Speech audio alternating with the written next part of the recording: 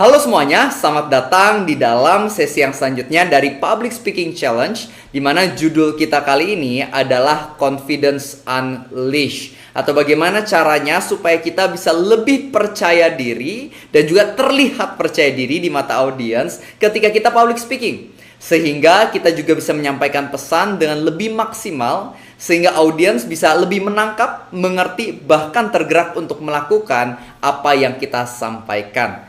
Nah, seperti biasa, aku pengen ingetin kembali pada setiap dari kita bahwa kita akan bahas CPD Framework, di mana C-nya adalah Clarify, yang sudah dibahas oleh Coach Willy sebelumnya. Nah, di sesi kali ini kita akan mulai masuk ke dalam prepare atau persiapan. Karena yang namanya persiapan dalam public speaking tentunya sangat amat penting. Ya, jadi kita akan belajar sama-sama, jangan lupa untuk fokus dan mencatat, supaya kita nggak ada yang kelewat, melainkan kita juga bisa sungguh-sungguh mengerti dan juga bertumbuh di dalam skill public speaking kita. Oke? Nah, teman-teman, yang pertama aku pengen membahas tentang warming up di dalam public speaking. Jadi dalam public speaking itu ada pemanasannya. Coba kalau kita olahraga aja, pasti kita melakukan pemanasan terlebih dahulu. Bener apa betul? Betul ya? Contoh, misalnya kita olahraga, mau itu basket, mau itu futsal, mau itu jujutsu, boxing, muay thai, apapun itu, kita biasanya pasti ada pemanasannya dulu. Apa sih fungsi atau tujuan dari pemanasan? Ya, tentu saja pemanasan tujuannya supaya otot kita bisa lebih siap, supaya kemungkinan cedera jadi lebih minim. Kurang lebih kan seperti itu. Nah, sama halnya dengan public speaking, ada warming up-nya juga atau pemanasannya. Tujuannya supaya mulut, bibir, lidah kita, bahkan wajah kita semakin siap untuk melakukan public speaking. Karena aku kasih contoh sedikit dari kehidupan aku itu biasanya suka bikin konten buat medsos aku itu di pagi hari. Jadi aku baru bangun tidur, aku belum ketemu teman, belum ketemu keluarga, aku belum ngobrol sama siapapun, aku bikin konten. Nah, itu biasanya yang namanya mulut, bibir, wajah ini tuh masih kaku sekali. Makanya untuk bikin jadi lebih siap, aku melakukan pemanasan dulu. Nah, ini beberapa pemanasan yang teman-teman bisa lakukan sehingga ketika melakukan public speaking bisa lebih maksimal juga. Yang pertama adalah teman-teman bisa melemaskan otot wajah terlebih dahulu. Nah, caranya gimana? Aku bakal tunjukin, tapi tolong janji sama aku, teman-teman semuanya lakukan di rumah masing-masing. Atau mungkin ya kalau misalnya kamu ikutin ini di tempat kerja ya, lakukan juga ya. Karena nggak ada gunanya kalau teman-teman cuma liatin aku. Kalian harus melakukannya sendiri supaya kalian bisa lebih ingat, lebih hafal, dan nanti bisa menerapkannya juga. Oke, melemaskan otot wajah caranya seperti ini. Kita monyongin mulut kita, terus dibuka lebar. A, hu, a, hu, a, hu, a, hu, a, hu, a, hu, a, hu, a, hu, a. Gimana? Berasa ya? Bagaimana otot wajah kita ini jadi lebih kena ya, bisa berasa ya seperti itu ya. Ini cara kita melemaskan otot wajah kita. Yang kedua adalah kita bisa melemaskan otot rahang. Nah, caranya gimana? Buka mulut dengan lebar seperti ini. A. Nah, gerakan rahang bawah kita ke kiri dan ke kanan seperti ini. A, ha, ha, ha, ha, ha, ha, ha, ha, ha, gimana? Berasa juga ya? Nah, itu membuat mulut kita juga menjadi semakin siap untuk melakukan public speaking. Yang ketiga yang bisa kita lakukan adalah melemaskan lidah. Caranya seperti ini. Coba dorong gigi bagian bawah kita menggunakan lidah kita seperti ini. Ya.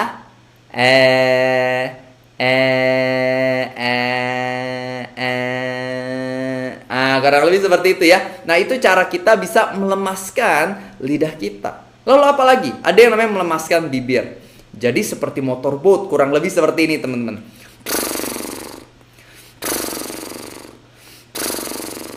Nah, itu bisa kita biasakan juga untuk melemaskan bibir kita. Nah, sebelum kita lanjut, ya kita lap dulu tuh ya layar kita ya, laptop atau handphonenya. Kita usap dulu karena mungkin di sana ludah-ludahnya udah kemana-mana ya. Tapi itu cara kita melemaskan bibir kita. Dan yang terakhir adalah kita bisa melemaskan otot leher. Mungkin kita sudah sering melakukannya ketika berolahraga. Anggapannya kita gerakan leher kita ke kanan dan kiri seperti ini. 1, 2, 3, 4, 5, 6, 7, 8. Ayo. 1, 2, 3, 4, 5, 6, 7, 8. Nah, kurang lebih seperti itu. Mungkin yang di rumah lagi lihat teman-teman belajar berasa kayak ini lagi latihan public speaking atau senam irama gitu ya. Tapi ya itu adalah sesuatu yang sebenarnya penting loh buat kita lakukan. Ya kita pemanasan dulu supaya lebih siap. Tapi ingat, pemanasannya jangan di depan audiens atau di depan panitia. Karena itu akan membuat kita jadi terlihat sangat tidak profesional. Tapi coba lakukan ketika tidak ada yang melihat. Mungkin kita lagi di WC atau mungkin lagi di dalam mobil. Anggapannya kita lakukan ini mungkin sekitar 15 menit sebelum kita tampil supaya mempersiapkan untuk wajah, mulut, bibir, lidah kita agar semakin siap. Oke, ini adalah sesuatu yang baik sekali kalau misalnya teman-teman biasakan sebelum melakukan public speaking. Nah, yang berikutnya aku membahas tentang 6 cara untuk menjadi pembicara yang handal. Jadi ini adalah 6 hal yang bisa teman-teman biasain sehari-hari sehingga tanpa kamu sadari skill public speaking kamu terlatih. Yang pertama adalah latihan bicara di depan cermin. Saran aku, teman-teman bisa ambil sebuah bacaan, coba dibaca dan coba ceritain ulang tentang apa yang sudah kamu baca itu. Atau bisa juga ambil sebuah barang secara random dan coba ceritain tentang barang itu secara random di depan cermin. Coba deh lakukan ini setiap hari. 10 menit aja biasain lakukan ini. Dan aku percaya pasti akan ada perubahan yang besar. Nah, kenapa sih kita biasain berbicara di depan cermin? Supaya kesannya kita punya lawan bicara. Kita ngelihat diri kita di depan cermin, kita bisa berasa seperti ada orang atau audiens yang mendengarkan kita. Nah, tapi jangan cuma latihan bicara di depan cermin. Kita juga bisa rekam latihan kita ketika kita berbicara. Kenapa? Karena berbeda yang namanya berbicara depan orang sama depan kamera. Ada orang-orang yang depan kamera, berani sekali. Tapi kalau depan orang, nggak berani. Ada juga yang sebaliknya. Kalau misalnya depan orang berani, tapi depan kamera nggak berani. Ada juga. Nah, makanya supaya balance, kita bisa dua-duanya. Coba latihannya depan cermin dan juga di depan kamera. Lagi pula, kalau misalnya teman-teman latihan bicara depan kamera dan direkam, teman-teman bisa nonton tayangan ulangnya. Jadi teman-teman bisa evaluasi. Oh, ternyata matanya belum eye contact nih. Oh, ternyata banyak suara aem. Oh, ternyata pas aku ngomong ini, ternyata kecepetan. Nah, bisa juga kita lihat lewat rekamannya. Oke, jadi biasakan ini secara konsisten sehari-hari. Yang ketiga, kita juga bisa belajar dari orang lain.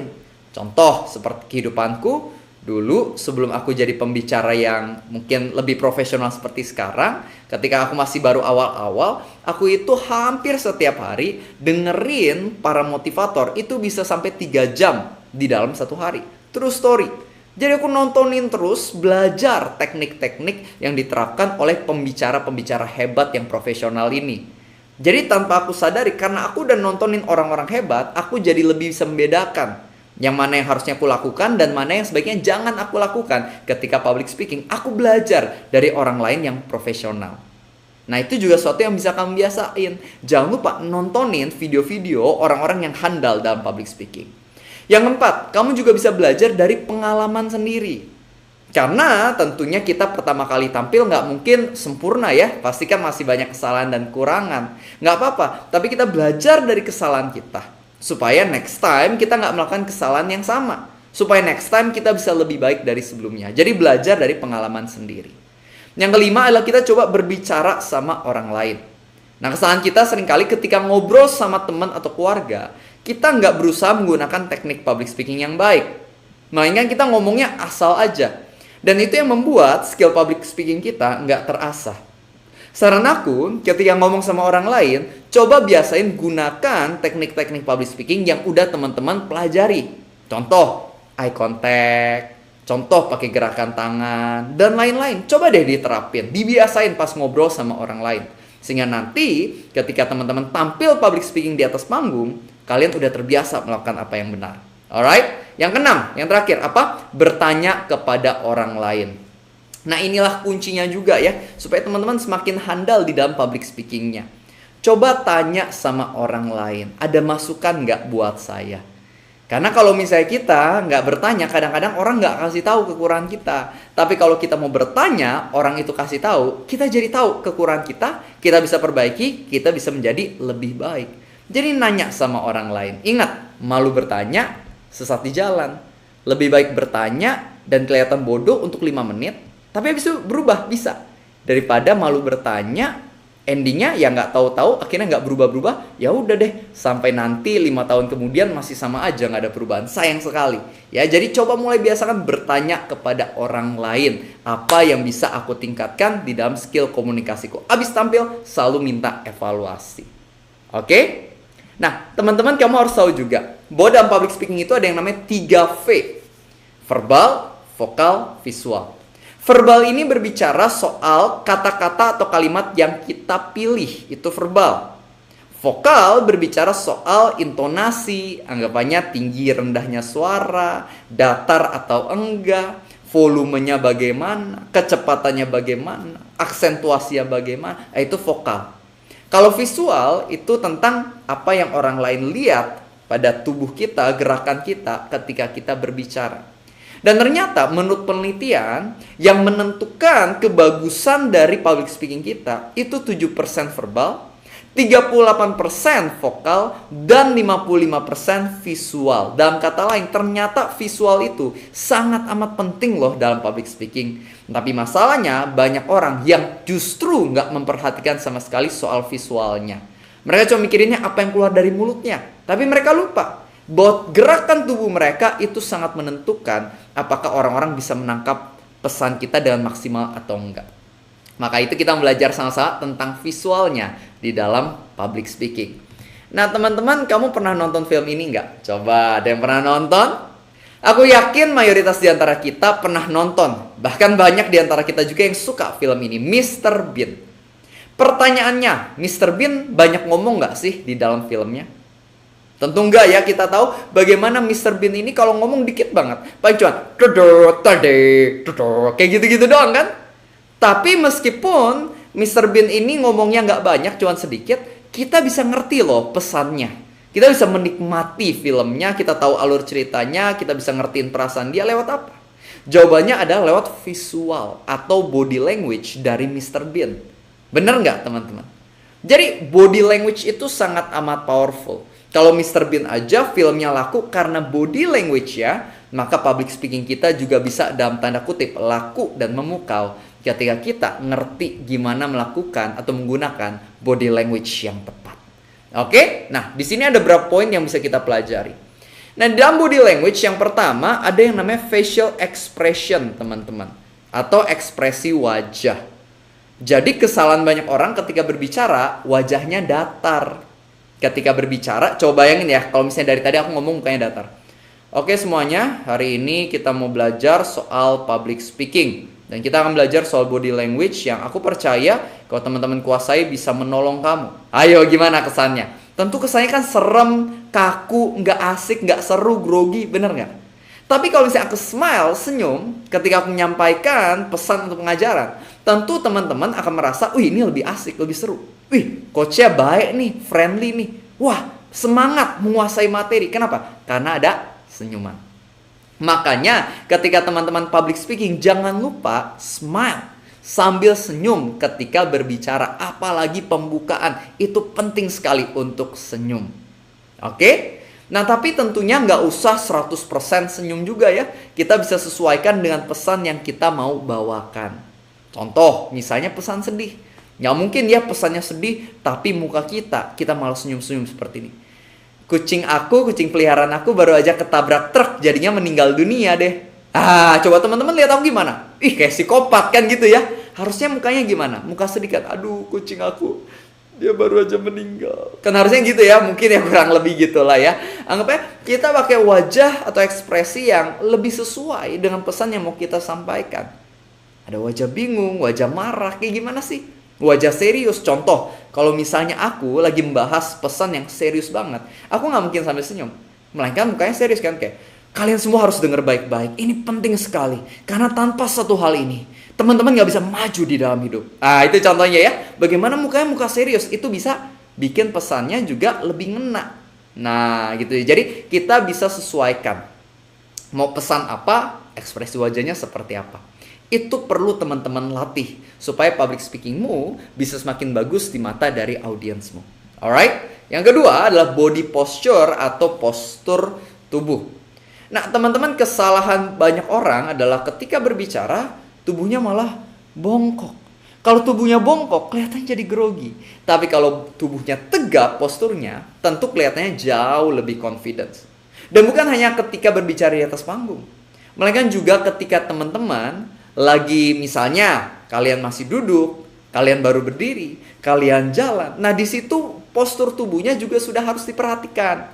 Jangan bongkok, tapi tegap. Sehingga kamu kelihatan lebih profesional dan juga lebih gagah. Oke, jadi body posture adalah sesuatu yang penting sekali juga. Jangan sampai dilupakan, teman-teman. Nah, yang berikutnya adalah hand gesture atau gerakan tangan. Gerakan tangan juga penting sekali. Memang ada beberapa acara di mana gerakan tangan ya nggak apa-apa, kita nggak perlu gerakin. Bahkan memang nggak boleh gerakin dalam beberapa acara. Tapi mayoritas acara public speaking biasanya diperbolehkan, bahkan disarankan untuk pakai hand gesture. Kenapa? Karena kalau tangannya diem doang, kesannya kita jadinya kurang percaya diri. Kelihatannya grogi dan kaku. Lebih baik ada gerakan tangannya.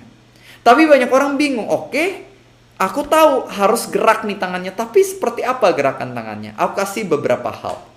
Yang pertama adalah triangle. Nah, triangle ini sebenarnya biasa dipakai oleh bos-bos, CEO. Misalnya kita nonton misalnya seperti Elon Musk seperti itu ya, Bill Gates. Nah, itu suka seperti ini ketika berbicara. Ini menunjukkan confident, power, and knowledge. Tapi aku kurang suka sih, karena ini lebih kaku. Yang lebih bagus menurut aku adalah open triangle. Jadi seperti triangle tapi dibuka. Nah, ini juga menunjukkan kita ini confidence, tapi ini cara yang lebih ramah, friendly. Ya, kita bisa berbicara sambil gerakan tangannya triangle seperti ini. Nah, ada juga yang namanya open palm seperti ini. Ya, teman-teman, jadi ketika berbicara, ketika open palm kesannya jadi lebih friendly, membuka diri. Nah, kita bisa membiasakan seperti ini, open palm. Ada juga yang namanya cut. Ya, saya motivator, dia akan berbicara sambil menggerakkan tangannya seperti ini, cut ya. Ini adalah suatu penekanan biasanya. Ada juga circle, di mana kita menyampaikan sesuatu yang kita harap audiens kita ingat. Kita bisa mengatakan, Bapak Ibu ingat baik-baik. Keberhasilan tidak terjadi secara kebetulan, tapi terjadi karena sebuah keputusan. Nah, bisa juga seperti itu. Ya, jadi ini beberapa ide aja yang teman-teman bisa coba. Sebenarnya bebas gerakan tangan mau seperti apa, tapi itu beberapa hal yang teman-teman bisa coba. Dan ingat, jangan sampai cuma satu gerakan dari awal sampai akhir. Misalnya open triangle terus nih, 30 menit kayak gini. Wah, ini kayak tari poco-poco ya lama-lama ya. Jadi jangan satu gerakan doang. Melainkan dikombinasikan. Itu kuncinya, teman-teman. Contoh ya, misalnya aku pakai gerakan tangan dan aku kombinasikan apa yang kita pelajari tadi. Contohnya akan seperti ini. Selamat siang teman-teman semua. Perkenalkan, nama aku adalah Revi. Dan hari ini kita akan membahas tentang yang namanya pentingnya public speaking. Ketika kita mau belajar public speaking bersama-sama, kita akan lihat bagaimana public speaking ini akan mengubah hidup setiap dari kita. Tapi ingat, ketika mau belajar, kamu harus tahu bahwa keberhasilan tidak terjadi secara kebetulan, tapi terjadi karena sebuah keputusan. Maka itu, tanpa berlama-lama lagi, yuk kita buka telinga kita mau belajar hari ini sama-sama. Nah, contohnya kurang lebih seperti itu ya teman-teman. Bagaimana kita gunakan gerakan tangan kita kombinasikan gerakan-gerakannya supaya bisa membuat audiens gak bosan dan juga kita kelihatan lebih energik dan powerful. Oke, jadi itu adalah sesuatu yang sangat penting untuk dibiasakan. Nah, di dalam hand gesture, sebenarnya kita juga bisa menekankan pesan yang mau kita sampaikan menggunakan gerakan tangan. Ini contoh ya, kalau aku nggak pakai gerakan tangan. Hari ini, aku membagikan 3 poin sederhana. Tadi aku nggak pakai gerakan tangan, sekarang pakai. Hari ini, aku membagikan 3 poin sederhana. Coba, kamu lebih ingat pesan aku yang mana? Pertama atau kedua? Tentu yang kedua ya, kenapa? Karena visualnya bermain juga. Teman-teman nangkep informasi bukan cuma secara audible, melainkan audible plus visual. Contoh lain, satu contoh lagi. Teman-teman, perbedaannya adalah seperti tingginya langit dari bumi. Tadi nggak pakai gerakan tangan, sekarang pakai. Teman-teman, perbedaannya adalah seperti tingginya langit dari bumi. Pasti yang kedua, teman-teman akan lebih mudah untuk menghafal, mengingat, dan menangkap. Karena ada gerakan tangan yang mensupport. Jadi jangan lupa ya, hand gesture di dalam public speaking sangat amat penting. Nah, yang berikutnya adalah foot gesture atau gerakan kaki. Gerakan kaki juga sangat penting loh buat diperhatikan. Nah, intinya adalah seperti ini. Ketika berbicara, kita itu sebenarnya bisa sambil berjalan juga. Jadi jangan diam di satu tempat doang. Meskipun ada beberapa acara yang memang mewajibkan untuk kaki diam di satu tempat ya. Tapi mayoritas acara biasanya diperbolehkan buat jalan. Nah, saran aku lebih baik jalan. Kenapa? Karena kalau misalnya kita diam di satu tempat, kesannya lebih kaku. Tapi kalau kita ada sempat jalannya, misalnya kadang jalan ke kiri, kita berhenti ngomong banyak dulu, baru bisa jalan ke kanan, ngomong banyak, terus ke tengah, misalnya seperti itu akan membantu kita kelihatan lebih confidence, dan juga membantu kita untuk bisa menguasai audiens dengan lebih baik. Karena kita ada ke area kiri, ke area kanan, dan seterusnya. Intinya adalah kita bisa menggunakan gerakan kaki kita untuk menunjukkan kepercayaan diri kita. Dan bukan hanya itu, sama dengan gerakan tangan, gerakan kaki juga bisa menolong kita menekankan pesan kita. Misal, kita cerita bagaimana kita lagi berjalan di hutan, ada suara hi hi hi, terus kita jadi takut, kita mulai lari. Kita ketika cerita itu, kita juga bisa gerakan kaki kita yang seakan-akan awal berjalan biasa, jalannya jadi super duper cepat. Nah, itu bisa membantu orang jadi lebih nangkep cerita yang kita sampaikan. Nah, ini sedikit contoh aja. Intinya, kaki kita bisa kita gunakan untuk menekankan pesan kita. Contoh lain, misalnya kita cerita Alexander the Great memukul kalah musuh. Sambil mengatakan itu bisa satu langkah ke depan. Sebaliknya, kalau kita bilang Alexander the Great dipukul kalah musuh, kita bisa sambil satu langkah ke belakang untuk menekankan cerita yang kita sampaikan. Udah mulai nangkep ya teman-teman ya. Kita lanjut lagi yuk. Nah, yang berikutnya adalah eye contact. Kontak mata. Ini juga bagian yang sangat amat penting di dalam public speaking. Kesalahan banyak orang adalah ketika berbicara, matanya gak menatap audiens, melainkan ke atas, ke bawah, ke kanan, ke kiri. Itu membuat dirinya jadi kurang terkoneksi sama audiens. Dan juga membuat audiens jadi merasa ini pembicara grogi sekali, matanya kemana-mana. Lebih baik ketika berbicara, matanya tetap ke audiens. Bahkan ketika lagi blank dan berpikir, matanya tetap menghadap audiens. Karena kalau misalnya lagi berbicara, tiba-tiba kita natap ke atas, terus baru balik lagi, ketahuan kita lagi bingung. Tapi kalau misalnya ketika berbicara kita bisa stay fokus kepada audiens matanya, audiens nggak akan tahu kita blank atau lupa. Melainkan audiens akan merasa kita tetap lancar dari awal sampai akhir. Maka eye contact ini harus dijaga. Kalau misalnya kita masih malu menatap mata audiens, kita bisa coba perhatikan jidatnya atau bagian hidungnya. Karena audiens akan tetap merasa kita ini memperhatikan mata mereka. Ya, jadi kita bisa melakukan itu. Dan saran aku, ketika melakukan eye contact, jangan cuma ke satu audiens doang. Mentang-mentang ganteng atau cantik kita pelototin terus. Jangan, nggak boleh ya. Harus bagi-bagi. Kadang kita eye contactnya ke bagian tengah, kadang ke bagian kiri, bagian kanan. Kita harus bagi-bagi. Supaya mereka semua merasa di-include oleh kita. Ya, jadi eye contact sekali lagi adalah sesuatu yang penting dan perlu sekali buat kita biasakan. Ya, teman-teman. Jadi itu beberapa pelajaran tentang body language yang kalau kita biasain, kita akan lihat public speaking kita akan kelihatan jauh lebih confidence dibandingkan pembicara-pembicara lainnya. Dan kita akan menjadi orang-orang yang bisa menyampaikan pesan dengan lebih maksimal. Oke? Nah, yang berikutnya kita membahas soal dress for success. Atau bagaimana cara kita berpakaian supaya kita menjadi orang-orang yang sukses. Karena teman-teman kamu harus tahu, sebelum orang dengar materi yang kamu mau ucapkan, mereka bakal lihat penampilan kamu.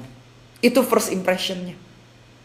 Siapa di sini yang pernah ketemu orang di mall, kamu belum sempat ngobrol sama dia. Tapi entah kenapa kamu udah punya semacam penilaian atau first impression tentang orang itu. Dari cara dia berpenampilan. Betul apa benar? Benar ya teman-teman ya. Makanya kita perlu biasa ini. Ketika kita mau tampil public speaking, coba perhatikan pakaian seperti apa sih yang baik untuk kita gunakan. Yang pertama, kita gunakan pakaian sesuai dengan acara. Contoh, misalnya acara ulang tahun anak-anak, sebaiknya pakai baju seperti apa? Tentu biasanya yang lebih colorful, mungkin baju-baju yang ada kartunnya akan lebih cocok untuk anak-anak sebagai MC anak-anak. Tapi kalau misalnya mau berbicara di sebuah acara para pengusaha, tentu kita nggak pakai baju warna-warni polkadot ya, bisa dikatain badut. Harusnya kan kita pakai mungkin kemeja tangan panjang, jas, batik, itu akan lebih cocok. Betul apa betul? Nah, jadi kita perlu tentukan nih audiensnya siapa. Kalau kamu tahu siapa audiensnya, kamu bisa menggunakan pakaian yang lebih cocok atau pas di dalam menghadapi audiens tersebut. Ini penting loh sebagai seorang pembicara. Yang kedua adalah pakaiannya jangan lupa disetrika, dibikin lebih rapi. Ini suatu yang penting. Simple sih, tapi kalau misalnya kita kemeja yang berantakan, kemungkinan audiens akan berpikir ini orangnya kurang rapih nih materinya. Tapi kalau misalnya kita pakaian lebih rapi, tentu audiens akan berpikir ini pasti materinya juga lebih bagus nih. Seperti itu. Ya, gunakan sepatu yang bersih, gunakan parfum, wangian, itu penting sekali. Karena aku masih ingat banget, ikut sebuah acara. Ya, setelah MC-nya berbicara, MC-nya mempersilahkan narasumber untuk naik ke atas panggung, MC-nya duduk. Dan dia kebetulan waktu itu memutuskan untuk duduk di sebelahku. Dan dia sok kenal, sok dekat, sepanjang acara dia ngerangkul aku. Dan maaf kata, ketiaknya sangat bau teman-teman. Waduh, itu sepanjang acara. Yang terlintas di otak aku cuman, Tuhan tolong aku supaya aku bertahan hidup sampai kelar ini. Bau banget, nggak tahan. Nah, coba seandainya MC itu waktu itu mungkin pakai deodoran atau parfum, dia lebih wangi. Tentu aku sebagai peserta atau audiens waktu itu aku lebih bisa menikmati acaranya. Ya, jadi kita perlu biasain juga ya, gunakan parfum atau wewangian karena ini sangat amat penting. Ya, kalau misalnya audiens pas cium bau badan kita lebih wangi, mereka tentunya lebih bisa menerima pesan yang kita sampaikan daripada kalau badan kita bau, ya. Kita juga bisa merapihkan, misalnya bulu hidung, teman-teman. Oh iya, penting loh. Ini mungkin lucu, tapi this is a true story. Aku punya teman yang sebenarnya ganteng sekali. Tapi bulu hidungnya nggak pernah dijaga, jadi keluar-keluar kemana-mana. Dan ketika lagi outdoor, ditiup angin kencang, itu yang namanya bulu hidung, udah kayak wiper mobil, kiri, kanan, kiri, kanan, kiri, kanan. Di tengah itu semua, aku mau eye contact juga susah fokus ya. Liatin itu udah kayak wiper mobil gitu, kiri, kanan gitu. Nah, ini sedikit contoh aja, mungkin lucu, tapi it's true. Ya, coba kita rapikan bulu hidung kita. Dan rapikan, pokoknya seluruh tubuh kita perhatikan, rapikan. Sehingga ketika kita menjadi seorang pembicara, audiens kita juga bisa memiliki first impression yang lebih baik. Hasilnya, mereka juga lebih mau mendengarkan kita. Mereka lebih mau melakukan apa yang kita sarankan. Dan kita bakal melihat bagaimana terjalin hubungan yang lebih baik antara kita dengan audiens kita tersebut. Oke, jadi ini adalah beberapa hal yang teman-teman penting sekali buat kamu perhatikan supaya kamu kelihatan lebih confidence ketika berbicara. Yang namanya kepercayaan diri ketika berbicara itu sangat amat penting karena itulah yang akan menentukan apakah orang mau percaya sama kita atau enggak. Apakah orang termotivasi atau enggak. Apakah orang mau melakukan apa yang kita sarankan atau enggak. Semuanya balik lagi ke tingkat kepercayaan diri. Dan tingkat kepercayaan diri jangan sampai cuma di hati. Melainkan kita harus bisa menunjukkannya. Dan cara kita terapkan teknik-teknik tadi yang sudah aku sampaikan. Aku percaya ketika kita menggunakan teknik itu semua dengan baik dan benar, kita akan terlihat jauh lebih confidence. Audiens pun akan lebih percaya dan juga mau bergerak sesuai dengan harapan kita. Alright? Nah teman-teman, jadi ada yang namanya enrichment program nomor 2. Ini anggapannya semacam tugas atau homework. Nggak susah teman-teman. Simple, sederhana. Tapi kalau teman-teman mau lakukan, pasti akan ada perubahan yang terjadi. Karena sekali lagi, public speaking itu tentang praktek dan banyak-banyak latihan. Membiasakan diri, building habits. Makanya saran aku, PR yang diberikan jangan lupa dikerjakan. Nanti admin akan kirimkan, teman-teman bisa baca instruksinya dan jangan lupa dilakukan karena besok akan dikumpul. Jangan anggap ini sebagai beban, tapi anggap ini sebagai sebuah kesempatan untuk melatih diri supaya kamu bisa naik level. Oke, jangan lupa ya, nanti admin bakal kirimkan dan besok bisa dikumpulkan. Oke, semangat terus teman-teman.